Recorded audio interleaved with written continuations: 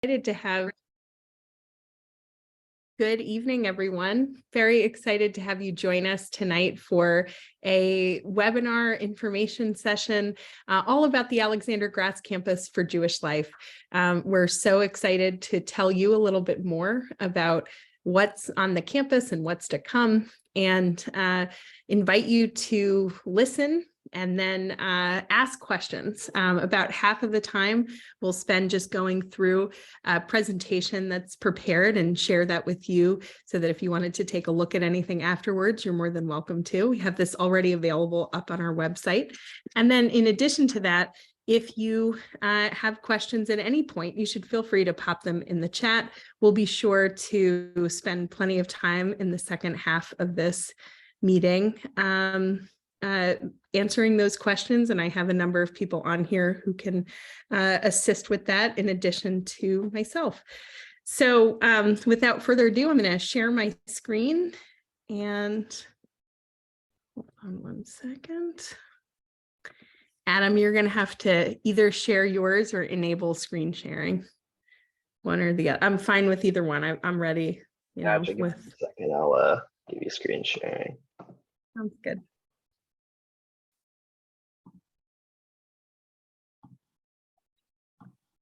While Adam's doing that, I'll just mention my name's Abby Smith. I'm the chair of the board of directors for the Jewish Federation of Greater Harrisburg, which includes our JCC, and have been spearheading this project to move to a new campus. So I will provide some of that information to you tonight. All right. So hopefully you've seen this beautiful flame logo in lots of different places in the community review and mailings, all kinds of information. And I always like to start off with this really gorgeous perspective of our expansive new campus. What you can see here are the 5 buildings that form a U-shape that frame out this big green space. It's right along Front Street, about 3 blocks south of our current location. And it also has a 6th building back here, Duncan Hall. We'll go through each of the buildings, the whole campus, and tell you a little bit more about the plans. And to that end, what you can expect is a little bit of background, the plans that we have for the campus. And that includes going building by building. We also are going to talk through a little bit about what the growth plans are, because this is not just about moving organizations from one place to another. It's also about growing and growing into our new space, growing into a little bit of a different business model and some opportunities to better meet our mission and serve our community. And then we'll talk a little bit about sustainability plans to make sure that this is a self-sustaining operation. And finally, on this impact section, how you can be part of really making an impact and making this campus vision come to fruition. I was just talking to Mike Solomon earlier today about the history in our community. If you don't know him, he's kind of a resident historian here. But you can see along this timeline, our current building was erected back in 1958 at our current location at 3301 North Front Street. And we dedicated a renovation of that space back in 1996. I know many people, some who are on this Zoom right now, were part of that renovation. And when we looked at opportunities in the current space to grow, opportunities to reimagine where everybody was located, move people around, and also some of the conditions of our current building, we were kind of faced with some real challenges. And it's everything from, and I know there's some staff on here, limited storage spaces and limited ways in which we can do programming or move things around in our current building. And so at the very time we were trying to figure out what should we do with our current building, knowing that there are some significant renovations, some significant space needs and limitations. The for sale sign went up on the what was the Pennsylvania State System of Higher Ed's Dixon University campus, right in our Eruv, right within the Jewish community here. And we thought, well, we didn't necessarily pick this timeline, but it might be time to envision a new home. And so with that came the Alexander Grass Campus for Jewish Life, which is really meant to centralize and elevate and celebrate the services, the resources of our Jewish community right here in Harrisburg. And it's created and sustained by the Jewish and Harrisburg communities. But at the same time, it's open and accessible to any and all who would benefit from what we have to offer on this campus, regardless of their age, their background, their faith. And we really wanted this here to stay, this idea that we're bringing all of our educational and cultural, spiritual, wellness, philanthropic services and programs through our different agencies and organizations under this single brand, this Alexander Grass Campus for Jewish Life, which we think fortifies the sustainability, not just of the campus, but of our Jewish community, as opposed to separating out individual programs and organizations. So while the Federation is the entity that purchased the campus, ultimately, this is a campus for our whole community. And we think that we're all stronger by these organizations coming together under this larger brand and umbrella. You'll see many words on here that are exactly a lot of the things that we offer right now. We are going to have on the campus programming for the entire community that includes our Early Learning Center, of course, which is open to any child, infant through pre-K, extensive senior programming and social services, arts and culture initiatives, interfaith programming, social justice programs, and of course, health and wellness spaces from sports and fitness to having dedicated spaces for senior health and wellness. And what we hope is that this campus is really a place to engage within the campus across different organizations where we're better able to engage and reach both our Jewish and non-Jewish communities. And the spaces allow for a lot of collaboration and connection. So now I'm going to go building by building and just give you a bit of an overview of what's on the campus. So we have 6 different buildings, as I mentioned before, 5 that are in that U shape, and then the 6th on the other side of 2nd Street. We're talking about, pretty significant square feet. It's significantly larger than our current facility, but it's a very different arrangement because you have different buildings as opposed to one larger center. And then our JFS building is separate as it is right now. But this is really a very different layout for how we're going to use the space. One of the things we loved is that the buildings have been meticulously maintained. And it's, of course, along the river, lots of green spaces, and the underground parking lot is right under that beautiful green space that I showed earlier. The building you might know the most as you're driving down Front Street, you see what's currently known as the Administration Building or the Grass Center. And this building on the front side faces Front Street, on the back side faces 2nd Street. That 2nd Street entrance allows for a U-shaped driveway that makes for easy pickup and drop off. And like all but one building on the campus, which we'll address, it's a fully ADA accessible building that has elevator and parking. And actually, if you park in this underground lot that's under the grass here, and some of you might have done this already, you can pop up right into the building, which is a really nice feature. It does have a small side lot on the side here, which we're going to convert to add to our existing handicap parking spaces. And on the other side of the building here, in the opposite side service parking lot, is where we're going to do the expansion of having a full kosher commercial kitchen. Looking in that building, on the 1st floor, if you've been there before, and you may have been there when it was owned by the state system of higher ed, or you may have been there since we've acquired the campus, there is beautiful meeting and event space. On one side, you have about 200 people, but these areas can be broken into smaller conference rooms. On the other side of a hallway, you have a large boardroom that can hold about 150 people, lecture style. It's very high-end conference and event space, and we want to keep it like that and make sure that it's accessible for anybody to use in our Jewish community and beyond. On the 2nd floor, the fitness center is coming out of the basement, out of the lower level, and we'll have a beautiful, naturally lit fitness center on the 2nd floor of this building overlooking the river. It is a much larger space than what we have now. And when we took out all of the different office partitions, it opened up light coming from the south side of the building, from the north side with Graham Street, from Front Street, from 2nd Street, and all the light really floods beautifully into the space.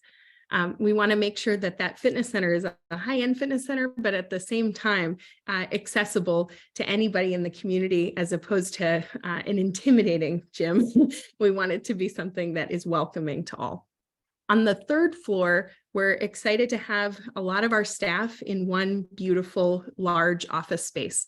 There's room for our JCC and Federation staff, as well as some expanded staff. And in addition to that, there'll be a separate area that's designated for the Jewish Community Foundation of Central PA.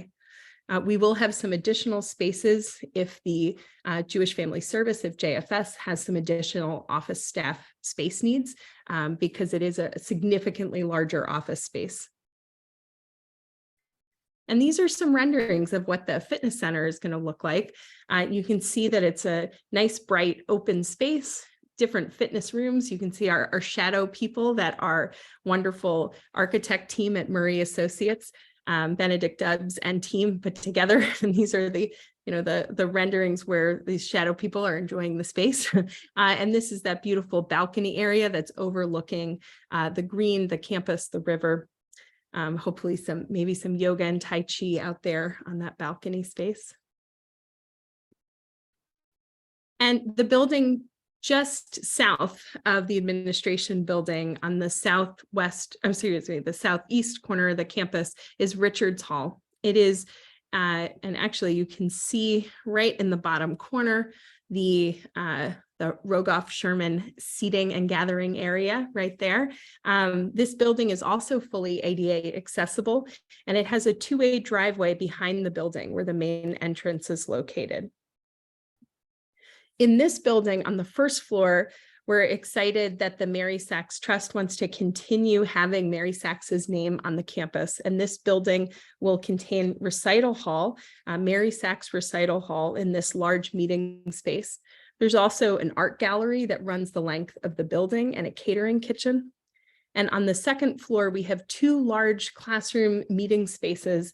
If you've ever been in those spaces, whether when the previous owners were there or when we're there, you'll know that it is a very, it feels like a clinical space. And we're hoping it's a great space for studio programming, for arts, for culture, for really creating and using the fact that those big classrooms have sinks and we have an art gallery downstairs. We think the opportunities are pretty exciting. On the 3rd floor, we have a great space for connecting and for building community. There are some smaller conference rooms and some larger open spaces. And in those areas, we want to have game tables, couches, and lounge furniture, an opportunity for people to come and connect with one another, whether it's teens or new parents or seniors. If you've ever been to the top floor of Giant, where they have the community center space, we want to use that top floor of Richards in a similar way. And right across the street, this is the building, as I mentioned, that was on the other side of 2nd Street. You have Duncan Hall, which houses the Brenner Family Early Learning Center. This building is going to undergo a major transformation because right now there are lots of classrooms, but they were built for graduate school students. We have to adjust them for our tiniest learners, including tiny toilets and the appropriate changing areas, storage space, things along those lines. But there's a lot of wonderful classroom space. We're taking it out of the basement and up into some really well-lit, beautiful classroom spaces. On the south side of the building, there'll be a dedicated fenced-in playground, and it will connect on the back side, which is actually where the main entrance will be, with our new sports center, which I'll get into next. And this building is also already equipped with an elevator and has the dedicated parking lot on the back side. On the backside, attached to the building and above the parking lot. So if you've ever seen the Capital Region Water Building, where it has a parking lot and the building is on stilts and the building is above the parking lot, that's what's being proposed for behind Duncan Hall. This sports center will contain a PIAA sized regulation basketball court with bleacher seating. That's a big area for seating. It will convert to 4 pickleball courts. We know many people are going to be very excited about that. And it also converts into an auditorium and event space. We know that a lot of universities are doing this kind of arrangement. A gymatorium is sometimes what it's called, where you can fully convert the space and be able to have it be a multi-use space. So we're looking at that as well. On the far side of the building will also be a pool, and this will be a lap pool, aquatherapy lessons, classes. You can see that there's a gradual entry to the pool, a 2-foot bench here, and it's a 4-foot pool with these 4 lanes. And just looking at some renderings of the sports center, it might be a little bit hard to see, but there is a stage and band over there in shadow people with seating throughout, and this large backdrop area can create a really nice and different space. And then you can also see it set up as a basketball court. It can be partitioned halfway to do basketball on 2 different sides, or to convert into the 4 pickleball courts. On the southwest corner of the campus is South Hall. And for the fun fact of the day is that if you remember in the 2011 flood, Silver Academy needed a place to go. And this is the building that Silver Academy used. And so while it is a building full of classrooms, we're excited about transforming it to really meet the needs of Silver Academy learners. On the front lawn, just past that sidewalk, we're excited to have a playground with age-appropriate equipment. It'll be a fenced-in playground for the Silver Academy students. And it is 4 floors of classrooms that are outfitted with AV and tech and equipment to assist with really good access to learning. And there is on the back side of this building, the main entrance, and we will be adding a turnaround driveway so that parents can drop off their kids and head back out, or head down into the underground parking lot and go work out or go about their day.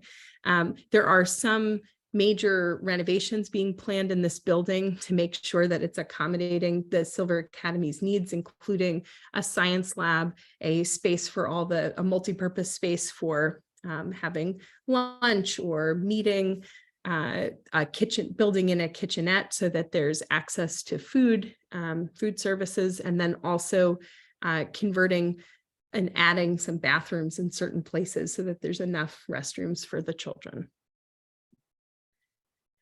And right across the way on the northwest corner of the campus is what's known as McCormick House, which will house Jewish Family Service, or our JFS, our social services agency. Currently, it is kind of set up as a residential building because this is where the chancellor of the state system of higher education used to live. So the renovations that we have to make to this space are adding an elevator and a sprinkler system so that it's no longer a residential property, but it meets the needs of what we're going to be doing in that building. And we'll be converting certain rooms for office staff, for optimal service delivery, therapy rooms. There is a separate access point behind this building to Graham Street. And you can also see in this area here is where the food pantry will be located.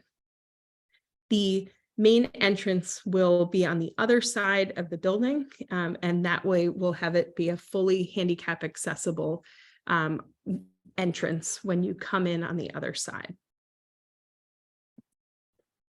And the final building on the northeast corner of the campus, sometimes called Hughes Hall, on some maps it's called North Hall.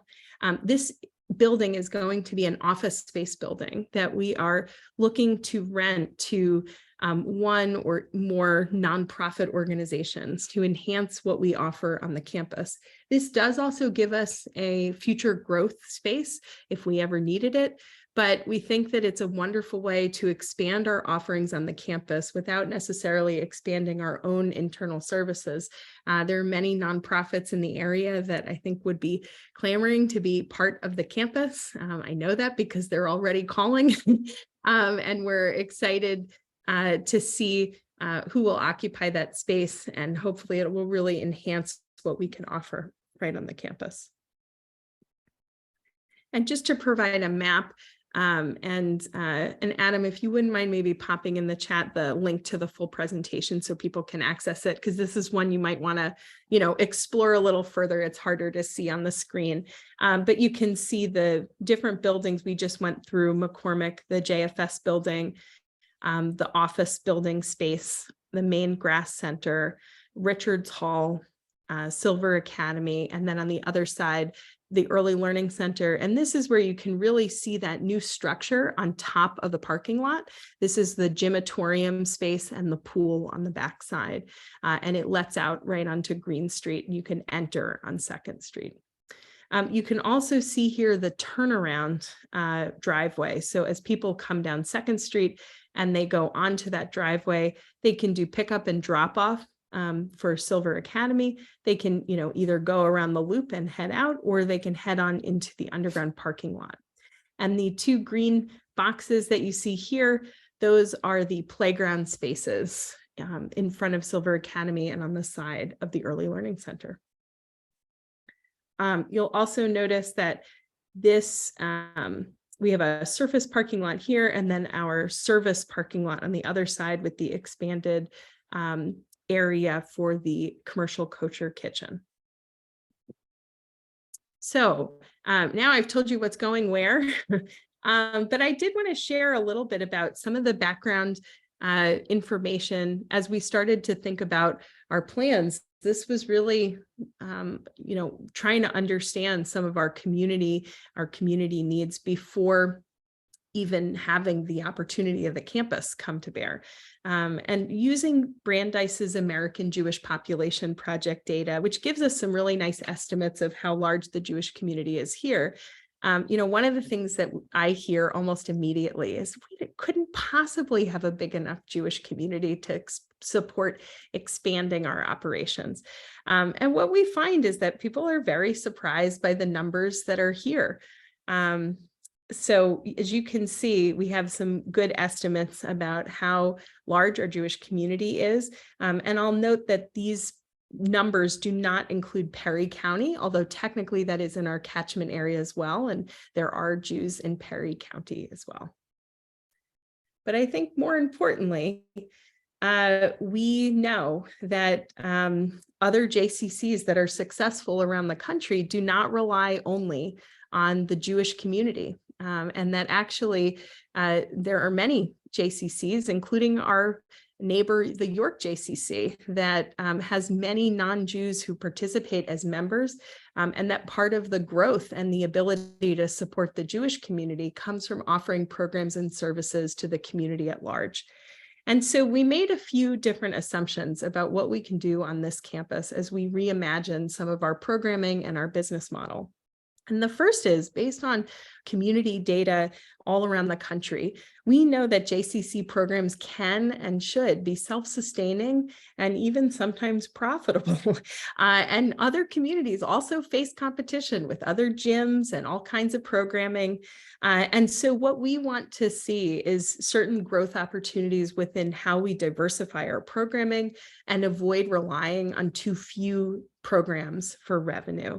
We also see there's a real opportunity to partner with other community organizations to offer more on our campus. And we're going to take into account a lot more how profitability, not just meeting our mission, fits into what we offer. And so this does mean that for certain things, we want to increase our fees. And we think that having some facility adjustments does justify at least some modest increase in fees, but we'll also consider things like room and facility rentals, and just considering both mission and revenue as we decide what programs to offer. And this does not mean that every program will be mission oriented and no revenue and no mission oriented. We think there's going to be a balance of all of that, but it's just making sure that we're accounting for that as we make those plans so that we have self-sustaining profitable programs with our JCC. We have a second assumption, which is that based on what we know from other JCCs around the country, that there is ample opportunity to increase our membership, both within the Jewish and non-Jewish communities. We have had a fairly flat and stable membership over the past decade plus. And so we do think that with this new campus and with a new, larger, expanded set of offerings, fitness center, the gymatorium, et cetera, that there are some growth opportunities with really identifying what that value proposition is to join and be a member. And we're hoping to spend a lot of time and energy promoting what we have, expanding our membership base. And our goals is to have dedicated staff that are focused on driving membership and also being very thoughtful about the data-driven ways that we can drive growth from targeted segments of our population, Jewish and non-Jewish. And then the third assumption is that we have the ability to also grow our annual campaign, our Federation annual campaign. We've been talking a lot about JCC. I've been talking a lot about JCC, but we see an opportunity for greater and deeper Jewish community engagement. And we want to use this new exciting moment in our community to deepen and broaden our annual campaign participation and energize this community around our new centralized home. Increasing the number of donors and the size of those gifts. But that is all in order to be able to allocate more to our Jewish programs and agencies, and also reinstate an allocation to Israel. So our assumption here is that if we have a JCC that is truly self-sustaining, we can also then focus on membership growth as part of that, and that leads us to be able to really achieve our mission as a federation when it comes to Jewish continuity and connection to Israel. We are very thoughtful about the way in which this is a sustainable plan. And some of that is also to ensure that there's an endowment component here. We know that during our previous renovation, we could have done things a little bit differently to make sure that it was sustainable from a financial standpoint in the long term. And so we're learning from a lot of those lessons, and I'm glad that we have a lot of that institutional knowledge within the community. And so part of that is also building in and making sure that we have the endowment funds for the future, and thinking in terms of naming rights in perpetuity with some of those dollars going into endowments so that we have perpetual funds coming in to support our ongoing operations. We also have a very different breakdown in terms of what our projected revenue looks like. And this is part of why we feel that this is a sustainable plan and operation. Currently, membership is just about 11% of our revenue. It's a very small amount compared to peer JCCs nationally. And with a slight increase in the number of members, as well as increase in fees, we're looking to lift that number up to 20% of our revenue coming from our membership base. This is a really modest goal. But it puts us much more in line, closer to in line with our peer JCCs around the country. We also are looking at a much more realistic reliance when it comes to grants and donations. Currently, our grants and donations are almost half of the revenue that we bring in, and this is very inconsistent from what we see with JCCs around the country. Grants and donations will very much still be a part of how we are able to offer certain programs and activities at our JCC, but putting it more in this 20% range is much more in line with peer JCCs. So while we will be growing the overall pie, the overall circle you see here, there's a balance when it comes to, and this is for the long term, dollars coming in from endowment, from grants and donations, from membership, and then of course this 40% for programs and fees. And I encourage you, as I kind of wrap up my presentation here before we open it up to questions, to think in terms of the impact that you can make. And I know that many of you on this call have already given generously to this opportunity. This is not just about a capital campaign. This is something where we've wrapped our annual campaign into our capital campaign, into a campaign for security, for endowment. This is a comprehensive campaign that is all about setting us up for success, not just now, but into the future. And we think of this as a great way to be an impact investor in Jewish Harrisburg. And because the annual campaign is folded into this campaign, especially if you're making a multi-year pledge, you will not get a call from us for multiple years other than to say thank you. So if you don't want to receive that call year after year, you can make that multi-year commitment and we will not bother you during that time. And then I'm also noting on here that there are different types of gifts that you can consider based on your exact situation. And Bradley Seltzer, who's on the call now, but if you haven't met him, you should. He's a wonderful addition to our staff team, can certainly help with that. And where would your dollars go? So as I said, this is not just a capital campaign, but about half of our expenses right now connect to those capital improvements. We, as I said, have to make sure that the Silver Academy spaces are meeting the needs of the Silver Academy learners, that the needs of the Early Learning Center children are met in the renovations that we do, that our fitness center becomes a fitness center as opposed to what it started out as, a bunch of offices. And so about half of our expenses here are capital improvements. But we're also making investments in our programs and operations. So about 30% of the dollars that we raise are going right back into investing in our staff team, in the actual equipment we have, to making sure that we're really delivering and able to take on an expanded offering of programs and services, not just with our staff working harder, but bringing on additional staff capacity to really deliver on that promise.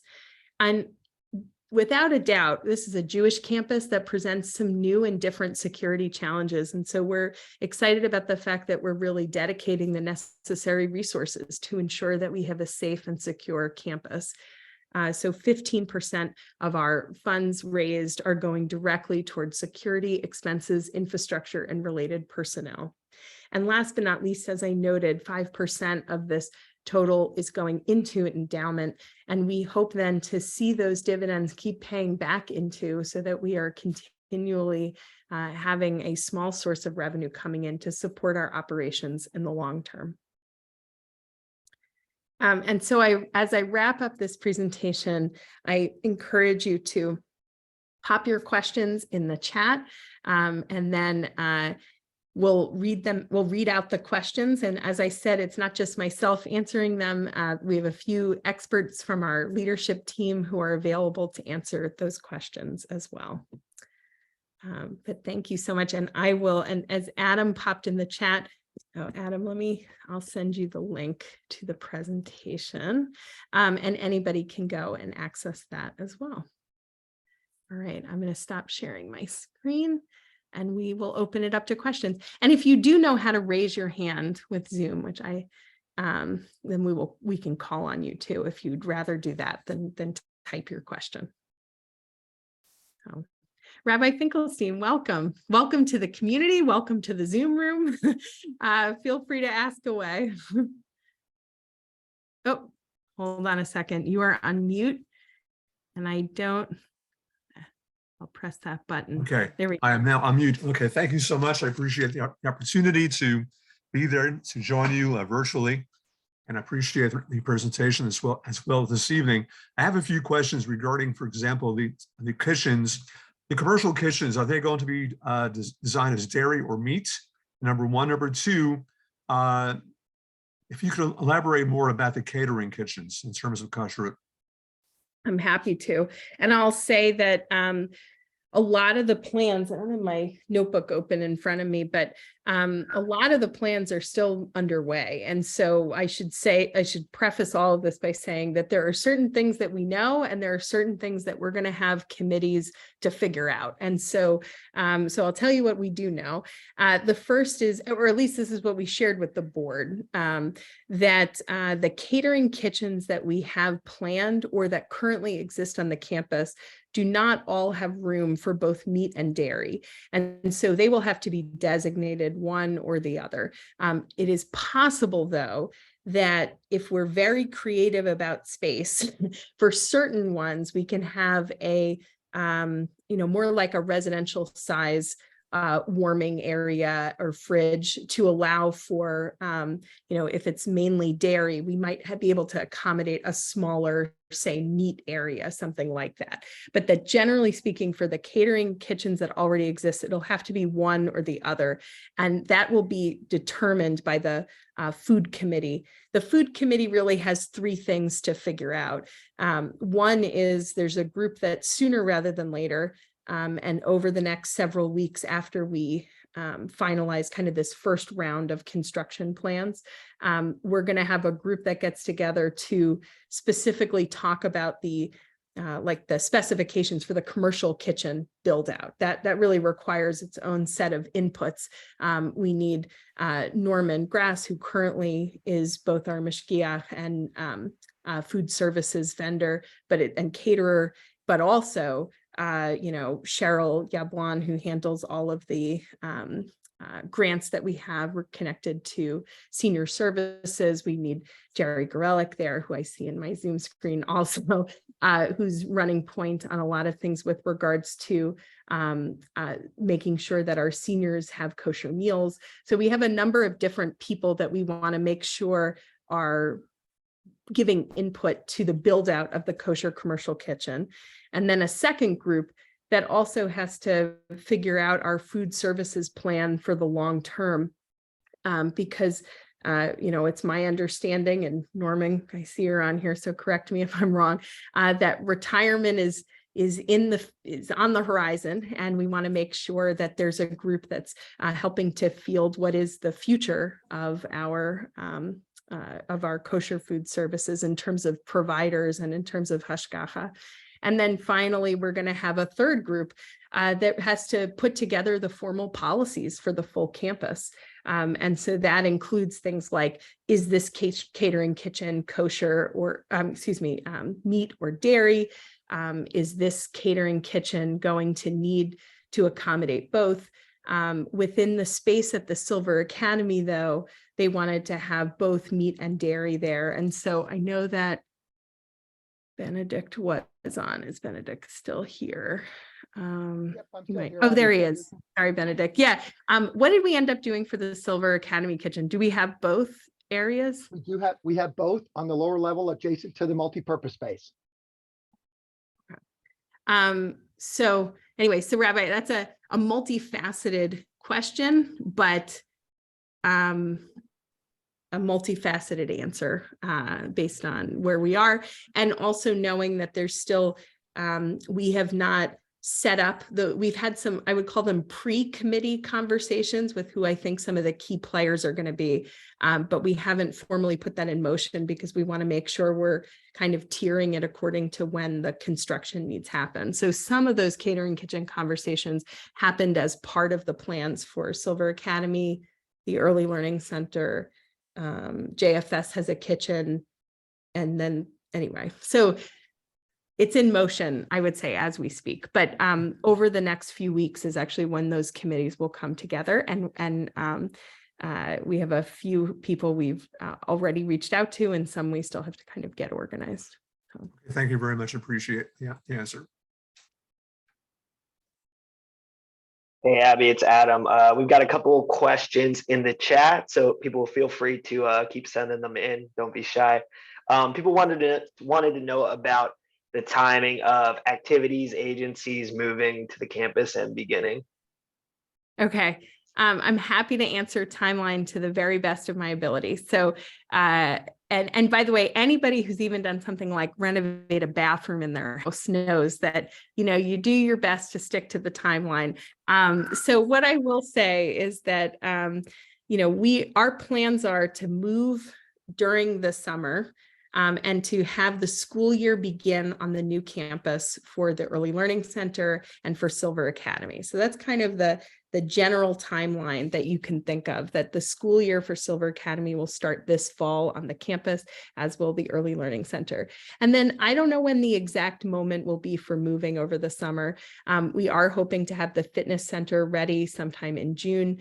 And so it is not going to be a moment where we flip a switch and the whole campus is completely ready. There will definitely be a bit of a phase in. And we're hoping that the fall is when we would do a grand community opening.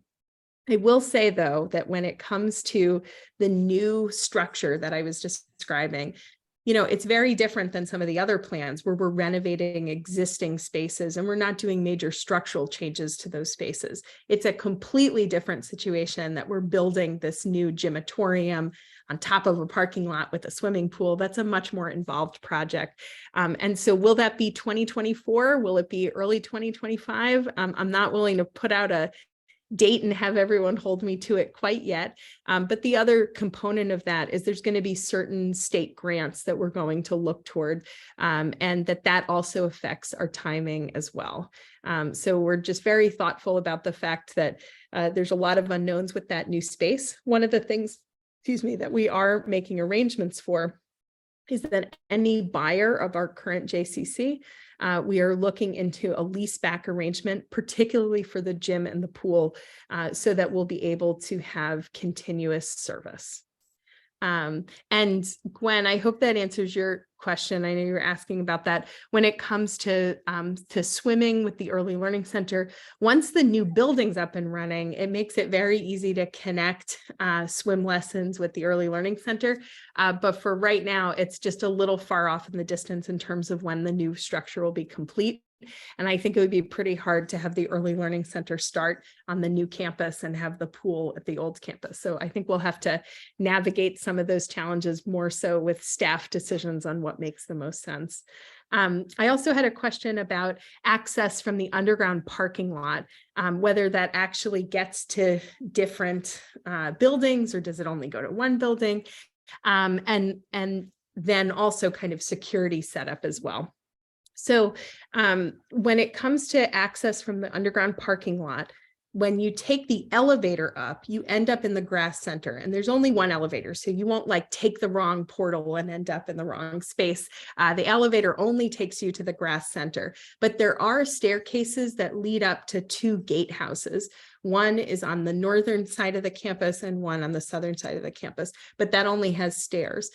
So the only accessible way to get up via an elevator is to take it into the grass center. It doesn't mean, though, that that's the only place to park. Also, we expect that that's going to be what needs the most volume. People coming into the fitness center, people coming into the main floor there. When it comes to parking, there's another small surface lot that will probably turn into a handicap parking lot so that it is fully accessible for people who are coming into Richards Hall. And we'll have to probably create a covered walkway so that people can get around to the main entrance of the building there. There's also some spaces along that side.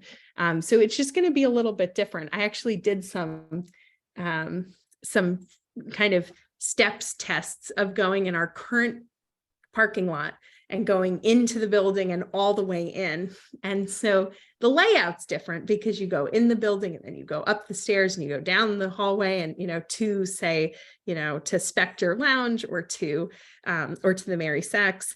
And so this is a shorter walk, but it doesn't always, it's just a different arrangement. So we'll kind of have to adjust to that. And when it comes to security, rather than talk specifically about the security going from one place to another, I'll just talk more broadly about security for the campus. For those of you who don't know, Ron Plesko is in the security industry and does work internationally. And we're lucky enough to have him in our very own community. He is leading our security efforts with a team of professionals that he works with on a regular basis who are donating their services to do a full security assessment. So before we step foot on the campus and formally move over, that security assessment will be put in motion. And then, as you saw in the presentation, we have a dedicated budget to make sure that we fully build that out. Some of the security you will see, and some you won't see, and that's intentional. So you'll see cameras in certain places. You'll see that there's going to be bushes that right now are in front of windows on the lower level that won't be there anymore. So there's going to be some things you notice. And then there will be other security measures that are intentionally not shared with the community, but shared with our leadership team so that we know that the campus is safe. It's just a different set of ways of what you have to consider. And we're really lucky to have great security professionals who are working with local, state, and federal law enforcement to make sure that our plans are consistent with best practice. So we're excited about the way that those plans will come to fruition and we can really have a safe, secure campus. But Adam, I saw you unmute. Did you have another question that Yep. came through to you? Yep, we've got a couple questions here from the chat. I'm going to give them to you both since one of them is rather easy. First, somebody asked about the depth of the pool. They wanted to confirm how deep the pool is. And then there was another 4 feet. question about 4 feet. And then there was another question about any gardens and green space areas that's been set aside. Oh, yeah. So yeah, it's a 4-foot pool, but there is a 2-foot bench and then also the gradual entry. We are not doing a competition pool. It's a whole nother set of expenses and maintenance. And so this was kind of a balance of, and for those of you who remember way back last year, the original plans, we didn't think we were going to have a pool. And so when we built out the plans for pool, it allows us to do about 90% of what we want to do from an aquatics program standpoint. When it comes to garden spaces, I'm actually going to share my screen again with the campus map and zero in on a couple places just so you can see what's planned.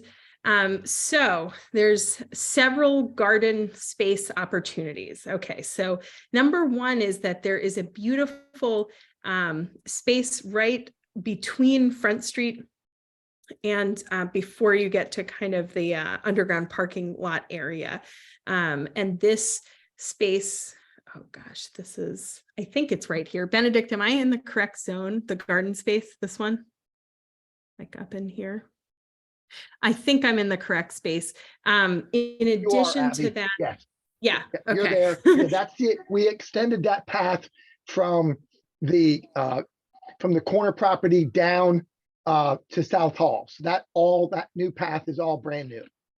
Right. So we added this path so that, and it's actually, there's some garden space there, but by adding the path, we're hoping people really walk over and use that garden space. There's some things that certainly are already planted. And I think this will be Abrams Garden, right, Marty? I think that's correct. That is correct. Yes. We also have, right over here, we have purchased a small lot just south of the campus, which we hope will be a garden, meditation, and maybe a memorial space.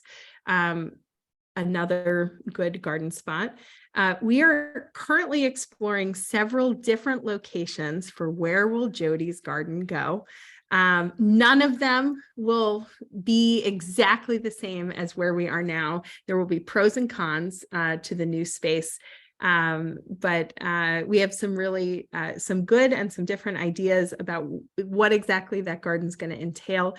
That at this point, I wish I could share a little bit more in terms of details, but we are very cognizant of the fact that in addition to having all of these different outdoor spaces, big and small, and this new space that we acquired, that there are a number of green spaces on the campus, and we're excited about some opportunities within closer to the Early Learning Center that are still kind of in the works. And in this meditation garden, we've seen some really great spaces. This is actually a pretty large, it's about 1/4 of an acre lot. And so we think that there's some different design opportunities could be a labyrinth, could be, I think there's a few different ideas about how that space could be built out. We have a few landscape architects who have volunteered to form a committee and help us with both the playground design as well as the outdoor garden spaces. So I'm going to leave it to those committees to figure out what the plans are.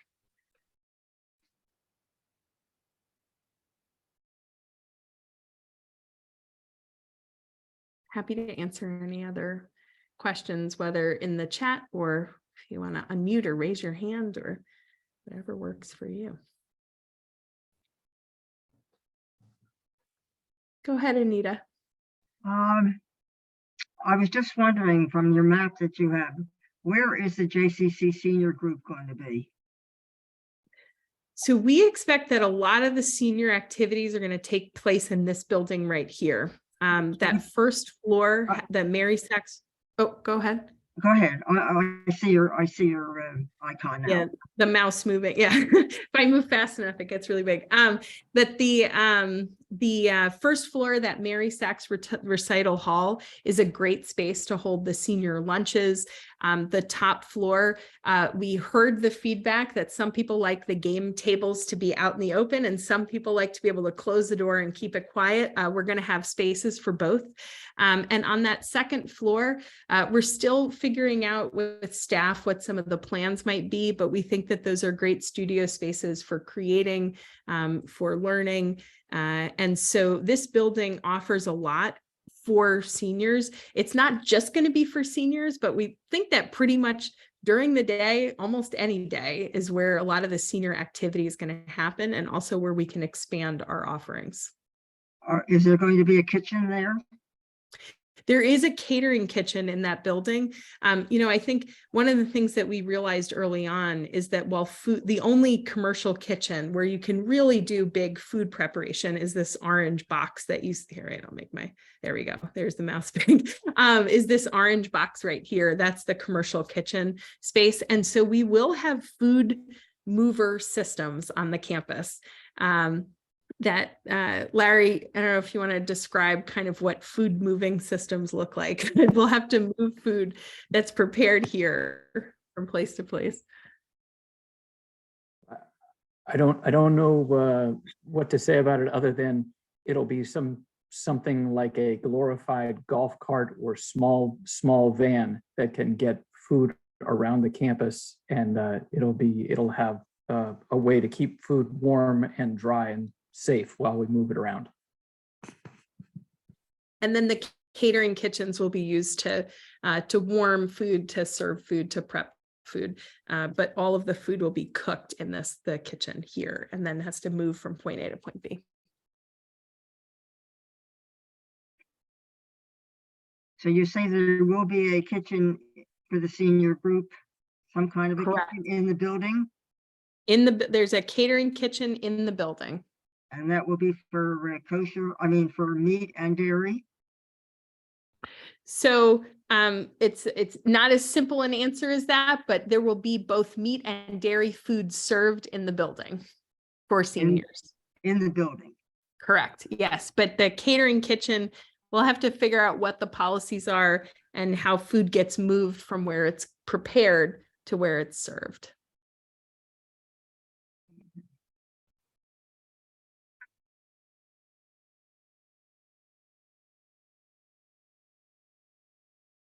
Yes, we are, if anything, looking to, we're going to do at the very least what we currently do with the senior lunch program, but hopefully we'll have some additional opportunities to expand it. And we're also hoping to partner with the newly established senior fund that came about from the sale of the Jewish home to be able to offer more in terms of senior services, senior programs.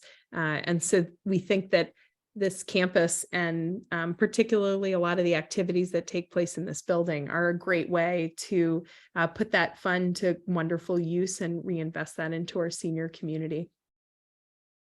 Thank you. Mm-hmm.